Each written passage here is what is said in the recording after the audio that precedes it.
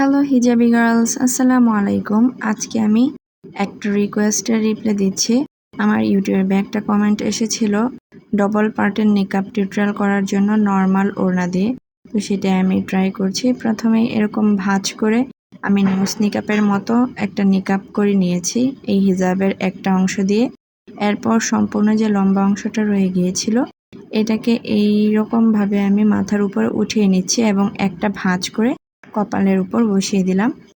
এখন আমি এই যে দুই পাশে পিন করে আটকে দিব এবং মাথার উপরেও একটা পিন করে আটকে দিব।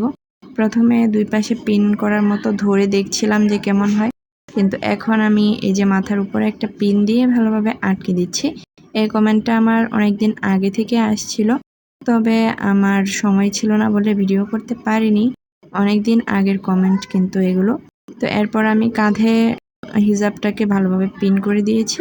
এখন আমি অপর কাঁধেও একটা পিন সেট করে নিব, কারণ দুই কাঁধে পিন না লাগালে কিন্তু হিজাবটা একদম এলোমেলো লাগে। এই যে এই কাঁধেও আমি একটা নর্মাল পিন ইউজ করে নিলাম। আসলে এই নিকাব স্টাইলটা দেখতে একদম নোজ নিকাবের মতো লাগছে, মনে হচ্ছে আলাদা একটা নোজ নিকাব পরা হয়েছে, কিন্তু আসলে এরকম ভাবে ডবল পার্ট করে নিকাব করলে কিন্তু অনেক সুন্দর লাগে।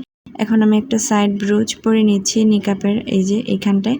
তো এই ছিল আজকের ফাইনাল লুক।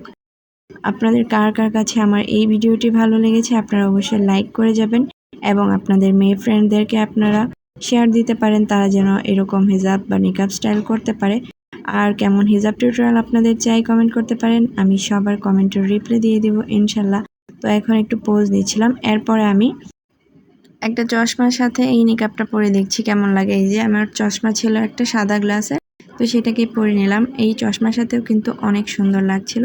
যাই হোক, আজকে এই পর্যন্তই। ভালো লাগলে অবশ্যই সাবস্ক্রাইব এবং ফলো দিয়ে পাশে থাকবেন। আল্লাহ হাফেজ।